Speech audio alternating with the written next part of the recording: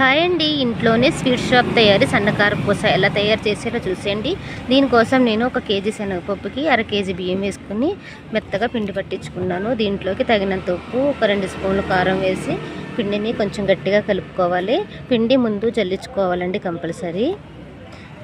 ఇలా గట్టిగా కలుపుకున్న తర్వాత ఇలా మురుకులు పావు తీసుకోండి. దీంట్లోకి సన్న ఊలున్నది వేసుకోవాలండి. వేసుకున్నాక కలుపుకున్న పిండి వేసుకోవాలి. ఈ కారపూసకి ప్లేట్ బాగా సన్నగా ఉంటుంది కాబట్టి కంపల్సరీ జల్లించుకోవాలండి, లేకపోతే మనకి వేసినప్పుడు అడ్డుపడుతుంది. ఇప్పుడు ఆయిల్ వేడైన తర్వాత ఈ పిండిని ఆయిల్లో ఇలా ఒత్తుకోవాలి. ఈ మిషన్ కొంచెం బరువు ఉంటుంది. మీరు ఇంట్లో చిన్న గిత్తలు ఉంటాయి కదా, దాంతో కూడా వేసుకోవచ్చు కావాలంటే. ఇది బాగా వేగిన తర్వాత ఇంకా తీసేసుకోవాలండి. చూడండి, ఇలా వేయించుకోవాలి. దీనికి కొంచెం మంట హై ఫ్లేమ్లోనే ఉండాలి. కారపూస వేగడానికి ఎక్కువ టైం ఏం పట్టదండి. ఈ గిత్తతోటి ఎన్ని కిలోల పిండి అయినా చేసుకోవచ్చు. మీకు వీడియోనిస్తే ప్లీజ్ ఒక చిన్న లైక్ చేయండి.